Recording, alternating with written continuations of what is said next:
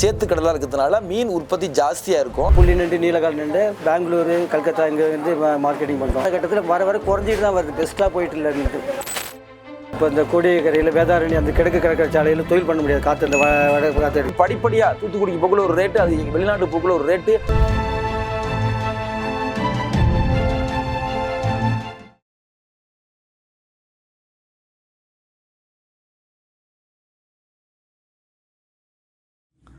இன்றைக்கி நம்ம பயணம் நாகப்பட்டினம் மாவட்டத்தில் இருக்கக்கூடிய கோடியக்கரையை நோக்கி தான் இருக்குது. ரெண்டு பக்கம் கடல் அலைகளும் ஒரு சேரும் இடம்தான் இந்த கோடியக்கரை கடல் பகுதி. இந்த கடலில் தான் மீன்களோட இனப்பெருக்கம் அதிகமாக நடைபெறுது. மேலும் அதிக எண்ணிக்கையிலான நீர் பறவைகளோட இடம்பெயர்வும் நடக்கிற இடம். குறிப்பாக சொல்லணும்னா அதிக சதுப்பு நிலம் உள்ள பகுதியாகும். இதன் காரணமாக தான் மற்ற இடங்களை காட்டிலும் இங்கே அதிகமான கடல்வாழ் உயிரினங்கள் வாழ்ந்துட்டு வருது. அது மட்டும் இல்லாமல் நிறைய பறவைகள் கூட்டம், பல்வகை நண்டுகள், எண்ணற்ற மீன்களையும் சர்வசாதாரணமாக இங்கே நம்மளால் பார்க்க முடியும். மேலும் இரண்டு கடல் பகுதியில் இணைக்கக்கூடிய இடமாக இது இருக்கிறதால இங்கே கடல் அலையோட வேகம் எப்போதும் குறைவாக தான் இருக்கும்.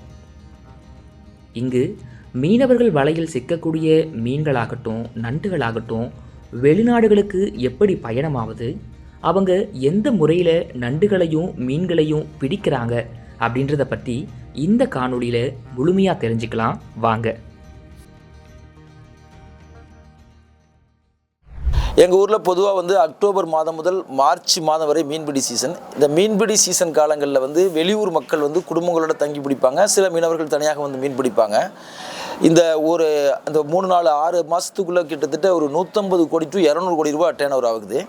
இதில் அதிகமான மீன்கள் வந்து என்னென்ன படுதுன்னா சீலா படுது, வாவல் படுது. இது ஆண்டாண்டு காலமாக பல வருஷமாக நடந்துகிட்ருக்கு, நடந்துகிட்ருக்கு. இது அதிகமாக இங்கே வந்து சீலா எல்லா மீனுமே எனிபடி இதில் அதிகமாக வர்றது நீலக்கால் நண்டு, புள்ளி நண்டு எடுத்து என்ன பண்ணுறோன்னா அவிச்சு வேக வச்சு அதை எக்ஸ்போர்ட் பண்ணுறோம். அதுக்கடுத்தாப்புல அதே புள்ளி நண்டு, நீலக்கால் நண்டு பெங்களூரு, கல்கத்தா இங்கே வந்து மார்க்கெட்டிங் பண்ணுறோம். நீல நண்டுன்னு சொல்லுவாங்க. அந்த நீல நண்டை எடுத்து இங்கேயே அவிக்கிறாங்க. இங்கே அவிச்சு அது போய் தூத்துக்குடிக்கு போய் அது எக்ஸ்போர்ட் ஆகி அமெரிக்கா மற்றும் ஐரோப்பிய நாடுகளுக்கு ஏற்றுமதி ஆகுது. அந்த நண்டோட பயன்பாடு வந்து பல வகை, அது உணவுப் பொருளுக்கு மட்டும் இல்லாமல் ஐஸ்கிரீம் போன்ற பொருளுக்கெல்லாம் நிறையா போடுறதுனால நண்டு வரது இங்கே ஜாஸ்தியாக இருக்கும். ஏன்னா இந்த கடல் வந்து பாக்ஸலர் சந்தின்னு சொல்லுவாங்க. பாக்ஸலர் சந்திங்கிறது இந்திய பெருங்கடலையும் வங்காள விரிகுடாவையும் இணைக்கிற கடல், சேத்து கடலாக இருக்கிறதுனால மீன் உற்பத்தி ஜாஸ்தியாக இருக்கும். கிழக்கு கடற்கரை இந்த ஏரியா அப்படின்னா எப்படியா பார்த்த ஏரியானா அதிகமாக வந்து மீன் இனவிருத்தி அதிகமாக சேரு உள்ள ஏரியா. அந்த இனவிருத்திக்காக நிறையா மீன் இங்கே வர்றதுனால வந்து மீன் நிறையா கேச்சு நல்லாயிருக்கு.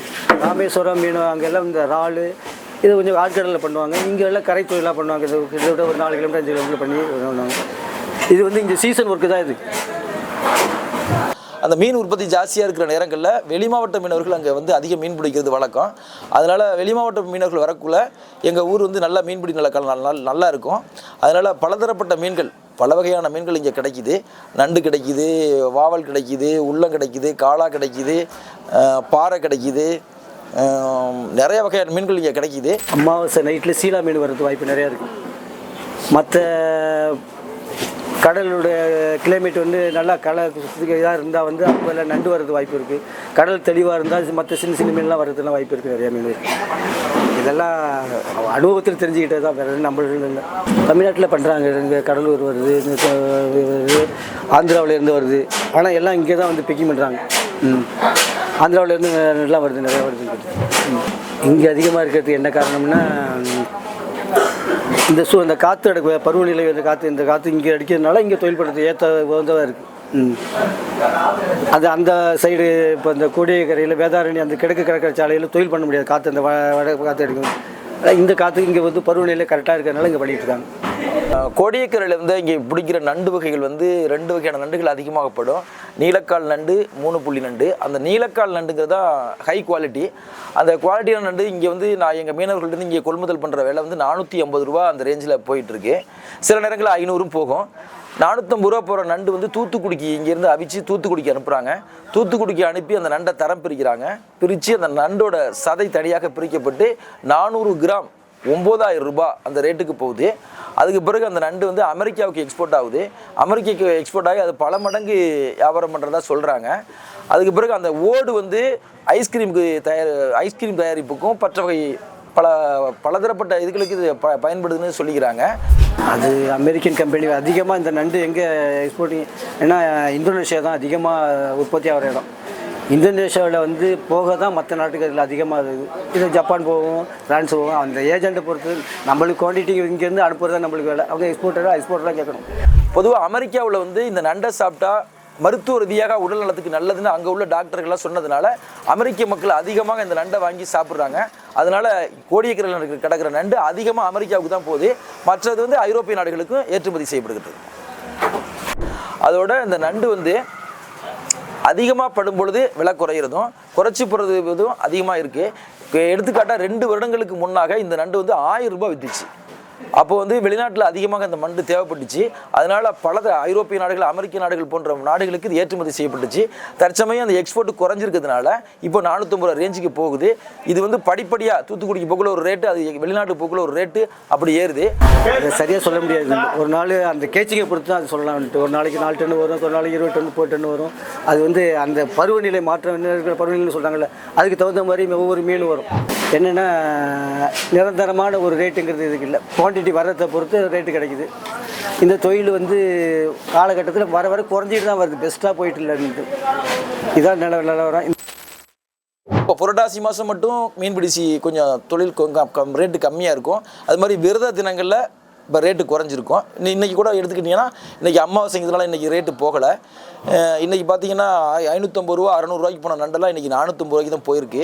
சீலா வந்து 800 ரூபா 900 ரூபா அந்த ரேஞ்சில் போன சீலாலாம் இன்றைக்கி 450 ரூபா ரேஞ்சில் தான் போயிருக்கு. ஏன்னா விசேஷ தினங்கள் வரும் பொழுது மீன் ரேட்டு குறையிறது சகஜம். அது மாதிரி அதிகமான மீன்கள் வரும் பொழுது மீன் ரேட்டு குறையிறதும் சகஜம். ஆனால் அது நாளடைவில் மாறும். இதுதான் எங்களுடைய இது. கோடியக்கரையில மீன் வரத்தும் நண்டு வரத்தும் எப்படி இருக்கு, இங்கிருந்து எங்கெங்கெல்லாம் எல்லாம் பயணமாகுது அப்படிங்கறத இவங்க மூலமா தெரிஞ்சுக்கிட்டோம். மீன்கள் நண்டுகளை தாண்டி இந்த கோடியக்கரை பத்தி தெரியாத விஷயங்களை இப்ப தெரிஞ்சுக்கலாம்.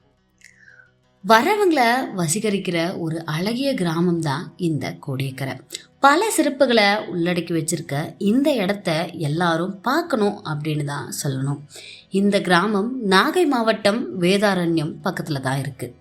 இந்தியா வரைபடத்துல பார்த்தோம்னா இந்தியாவையும் இலங்கையும் பிரிக்கிற கடல் பகுதி இந்த கிராமத்துல இருந்து தான் இருக்கு. இங்கிருந்து இலங்கை வெறும் 25 கிலோமீட்டர் தான். இந்த அழகிய கடற்கரை கிராமத்தோட தனி சிறப்பே இங்க இருக்கிற சதுப்பு நில காடுகள் தான். இந்த சதுப்பு நில காடுகளால இங்க எப்பயுமே குளிர்ந்த காற்று மட்டும்தான் வீசும். பூம்புகார், நாகப்பட்டினம், வேதாரண்யம், கோடியக்கரை ஆகிய இடங்கள்ல பெரிய அளவுல மீன்பிடி தொழில் நடைபெறுவதால மீனும் கருவாடும் நாகையிலிருந்து மற்ற இடங்களுக்கு அதிக அளவுல ஏற்றுமதி ஆகுது. அது மட்டும் இல்லாம இங்க மீனவர்களுக்காக மீன்வள பயிற்சி நிலையமும், தமிழ்நாடு டாக்டர் ஜெயலலிதா மீன்வள பல்கலைக்கழகமும் மீன்பிடி தொழிலை ஆண்டாண்டுகளா மக்களுக்கு கற்றுக் கொடுத்துட்டு இருக்கு. மீன்பிடி தொழிலுக்கும் விவசாயத்துக்கும் நடுவுல இங்க பல இடங்கள்ல உப்பள தொழிலும் நடந்துட்டு இருக்கு. சீசனுக்கு சீசன் பல்வேறு நாடுகள்ல இருந்து இங்க பறவைகள் வந்த வண்ணமே இருக்கு. இது சுற்றுலா பயணிகளை வெகுவா கவரவும் செய்யுது. இலங்கை கடற்பகுதிக்கும் தமிழக கடற்பகுதியான கோடியக்கரைக்கும் இடையில 20 நிமிஷத்துல பயணிக்கிற தூரம் அப்படிங்கிறதால விடுதலை புலிகள் இருக்கப்போ இரு நாட்டு மீனவர்களும் அங்கும் இங்குமா தான் மீன் பிடிச்சிருக்காங்க. இந்த கோடியக்கரை கடற்கரை தென்கிழக்கே பாக் நீரலையாலையும் வடகிழக்கே வங்காள விரிகுடாவாலையும் சூழப்பட்டிருக்கு. இந்த கடற்கரை பாயிண்ட் கேலிமர் அப்படின்னும் அழைக்கப்படுது. நாகப்பட்டினத்தில் இருக்க ஒரு முக்கிய சுற்றுலா தலமா கோடியக்கரை கடற்கரை இருக்கு. இந்த இடம் குடும்பம் மற்றும் நண்பர்களோட அமைதியா நேரத்தை செலவிட ஒரு நல்ல சுற்றுலா தலமாகவும் இருந்து வருது.